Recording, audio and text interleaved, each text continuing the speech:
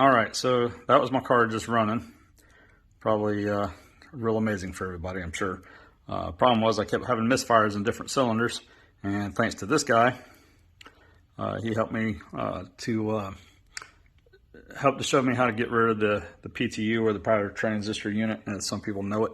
But anyway, so back on to installing my meth parts.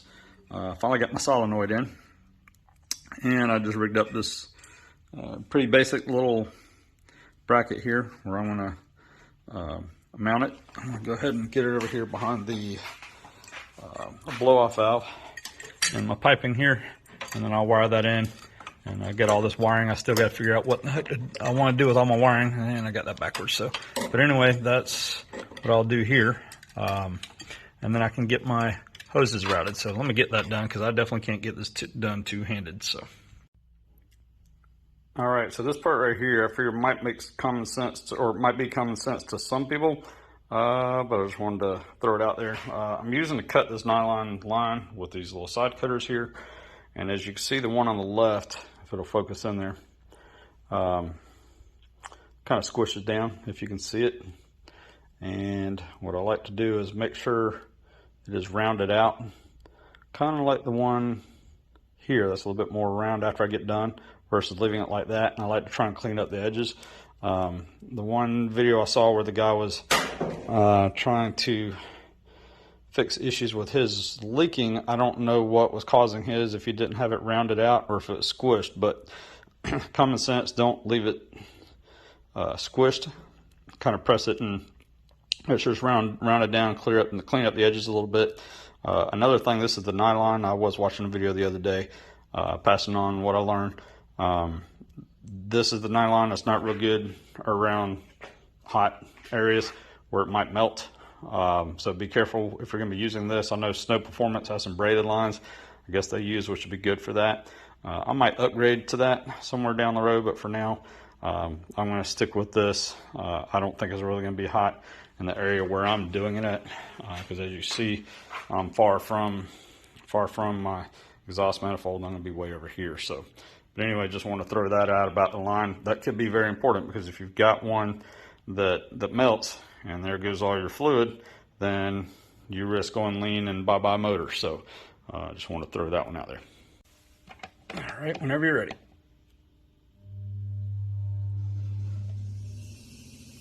Nope. Okay. That's all I need. All right, so in case you just missed what happened there, I was having my daughter, I was going to have her press the test button inside at the controller. If you press that button right here for about 3 seconds or so, it's supposed to go from a progressive to full blown in 3 seconds. So I'm having her press it. Obviously, you're probably wondering why my nozzles aren't spraying anything. Well, the thing I wasn't thinking of is that my solenoid here, I've got it all wired up, but I've got it wired up in such a way that it's not going to turn on unless my fuel pump is activated, which won't activate until the car is running. So, if anything, even though that was a fail of a test in a way, in a good way, it's a good test, because I didn't have any water coming out of these things, so which tells me that when this thing's done spraying, I'm not having to worry about water getting down into my intercooler pipes. I'm sitting here thinking, it's like, well, maybe it's just got to prime and get all the way up here. Maybe it just doesn't have that much flow to start off with. So, but after so long doing it, I'm like, wait a minute, something isn't right here. So after I got done having my daughter press the button, I got to thinking about it. I was like, well, wait a minute. If anything, if it's not spraying, I'm going to have a lot of pressure built up. Probably can't see the line here, but I got a lot of pressure built up in this line. So I took that line off, and a bunch of water shot out. So probably a good thing I relieved the system of all the pressure there. But anyway, so I'm going to have to try this test again tomorrow. And again, even though it's a failed test, at least it makes me happy knowing that once this system shuts down and I got a bunch of water and pressurized, it's not going to be leaking fluid out to either my nozzles and down into my intercooler piping. So one good testament to their solenoid, and I do suggest getting a solenoid if you're worried about water getting into your system. That'll help save you. I'm going to have to try this again tomorrow. I'm going to have to fire the car up, have it running, have somebody press the button once again. So we'll come back to this one. I'll try it again tomorrow whenever I can get somebody over to help me out. So maybe my daughter again. I don't know. I guess we'll see.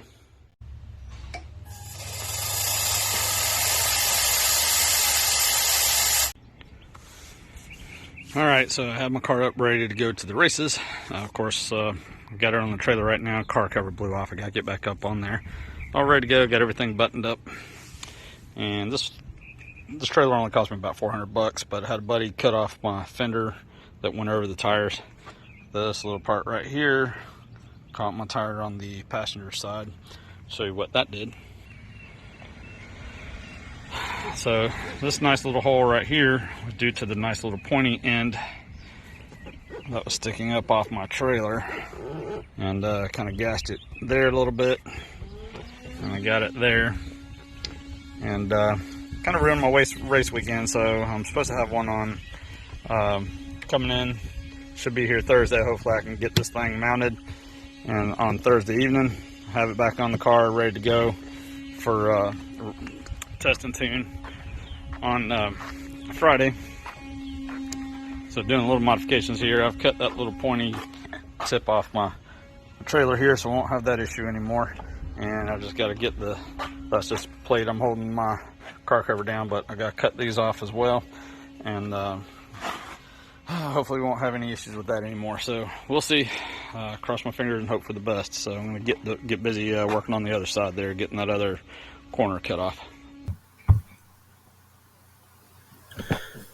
All right, y'all, so after all that, I got my vehicle to the track after blowing a tire out on my trailer. Had to drain my fuel out. I thought I had dirt in my fuel tank. It wasn't dirt. I think it was just my E85 breaking down, maybe the moisture getting pulled in from the atmosphere. I didn't have that one side of the tank on the driver's side screwed down, if you'd seen my previous video. So I got that fixed. So I drained all the E85, put in 93 octane. Had all my troubles, got all that sorted out, got to the track. Of course, now I've got head studs I got to replace because they're stretched, but hopefully that's all I've got to do, and maybe change the head gasket and get it back up to the track. Shouldn't be any damage. Hopefully we'll cross my fingers and go from there.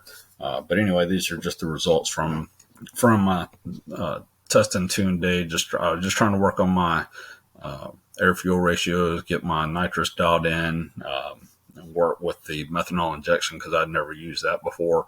I still haven't really had a good launch with my nitrous at the track here. That's really about the best shot I really had as far as trying to get the nitrous going down the track, and that didn't work out so well, maybe about a foot or two, and then it shut off. So now that I'm somewhat familiar with the methanol injection and getting that working, the only other thing I really have to work on is getting the nitrous off the launch, and that'll be the next time I'm up at the track. I'm going to be working on that. So, of course, my mixture was really, really rich when I first got up there because I had to dump all my E85 fuel, put in 93, which I haven't ran that in a good while, but I'm glad to have it back in the car, not having any sort of startup issues. I'm not having to go drive for forever to go find it anymore. I don't have to worry about the quality, which is always all over the place. I know I could run a ethanol sensor, but just so much less aggravation.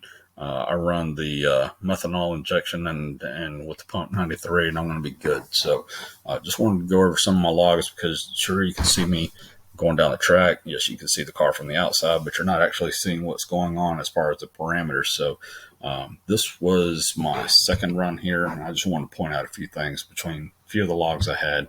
And this one here, if I'm starting over here on the left side here where I'm not going yet, the blue line here is my speed, the white is my boost, this is my RPM, and this thin red line here is my intake temp sensors, my solid purple and my dotted purple. My solid purple is my wideband, the dotted is my target fuel ratio. So anyway, we're starting over here before I actually get going. If you're looking over here at my intake temps, I'm at 109 and I'm not even driving yet. Okay. We go to the top of the log over here. I'm about 98 degrees. So as soon as my methanol injection kicked in, it starts dropping, as opposed to this log right here. This is probably a couple of years ago, 2022. So about 4 years ago, 3.5 years ago. This was when I was running on a much smaller turbo, no nitrous, 5-speed before I converted it to auto. Was having a bunch of issues with ignition, shifting, and so on. But that's that's neither here nor there.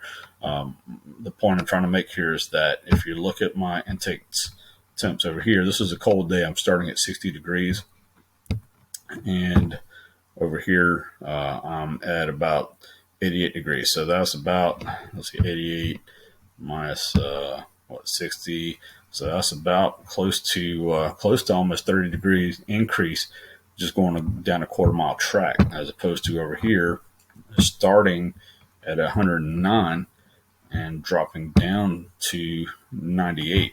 My third pull here of the day, this was starting at 111, and you can, if you look at this line here, you can definitely see it dip here when the methanol injection is kicking in, and it's starting, or it's ending at 98. So instead of going up at the end of the run where you're going to have the most heat, at the top of the run, it's actually going down. So I love that in that regard.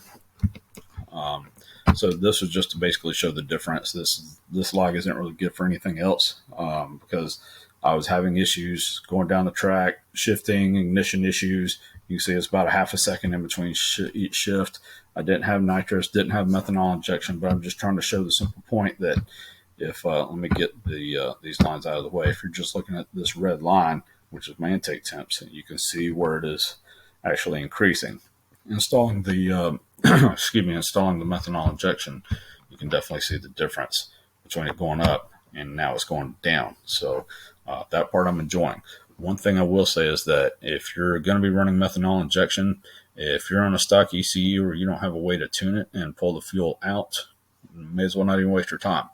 As you see here, even though this is I'm pretty close here, I dialed it in somewhat. I've still got some fuel I got to pull out. Because remember, I'm going from E85 to 93 octane and getting all the getting all the tuning done at the track. I did not do any tuning whatsoever going from E85 to 93 until I got to the track. So I made one little quick hit before I actually hit the track.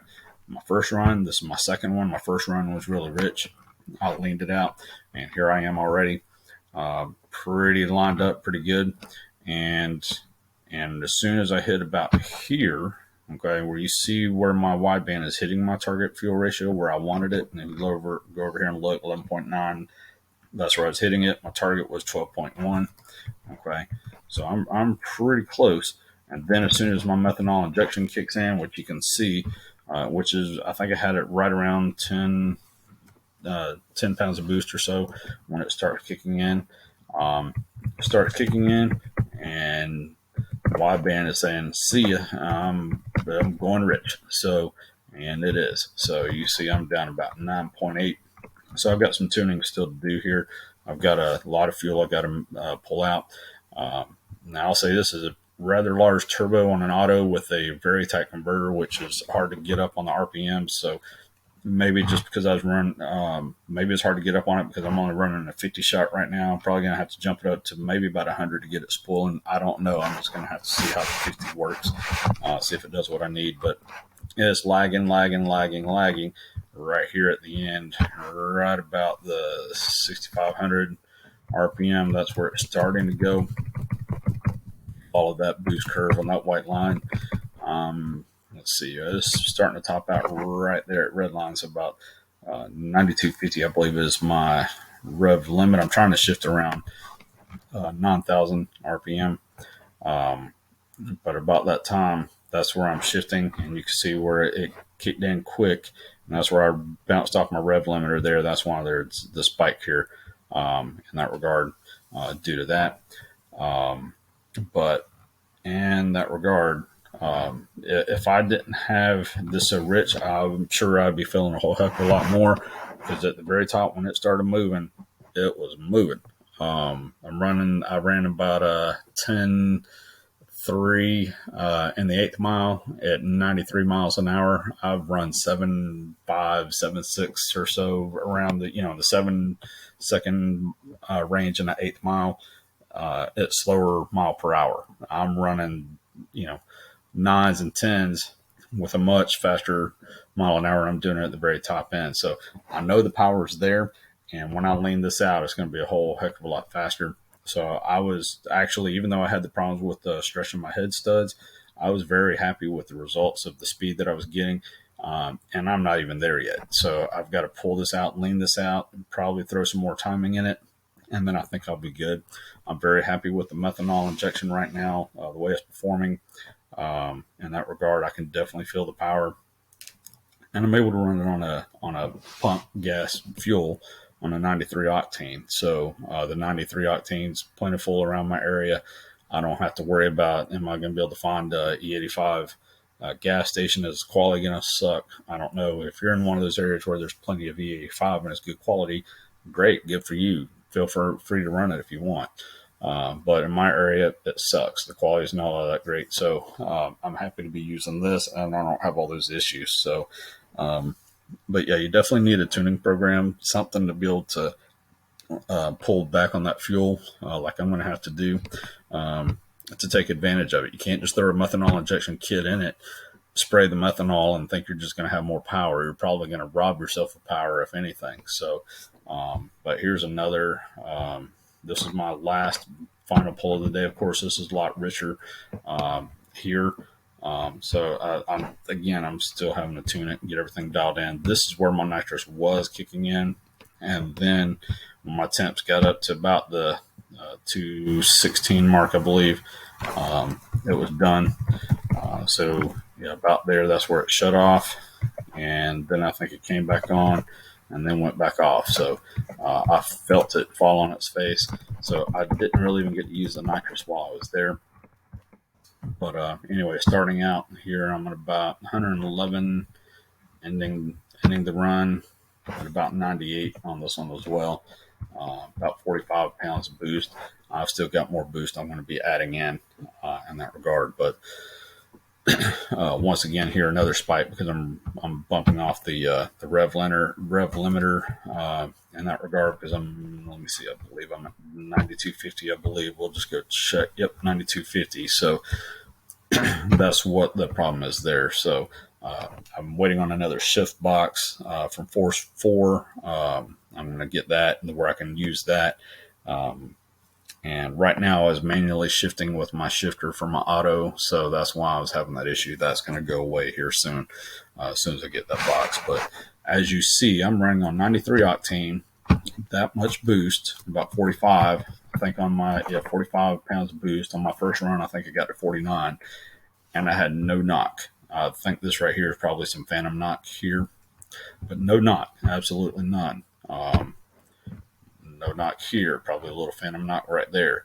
No knock on 93 octane, that much boost. So I was definitely happy with that. No issues whatsoever. But I'm going to get it back together, get my head studs changed out since I was spraying water everywhere.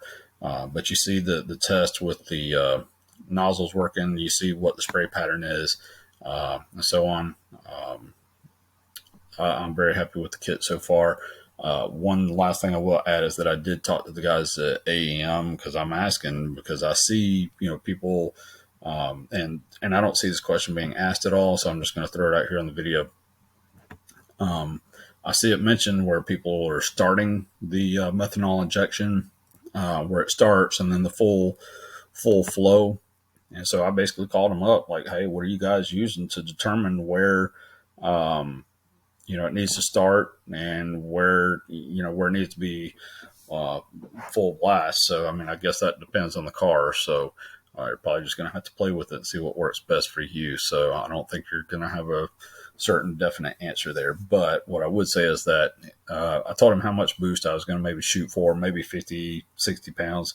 Guess we'll see. But the thing I didn't think about is the controller. I think it's got the internal map sensor of about 40 pounds. So he said he doesn't know if it'll hold up to that. So I don't know. I guess we'll see if I need to be looking at another controller. This is the AEM controller. And he was saying he would have recommended a higher one to me, but then when I told him what I had, that's the one he was going to recommend. So I don't think they have anything higher than that. So I may look at the controllers from Snow, see if they got anything higher. I don't know. I may have to change out down the road if I have to.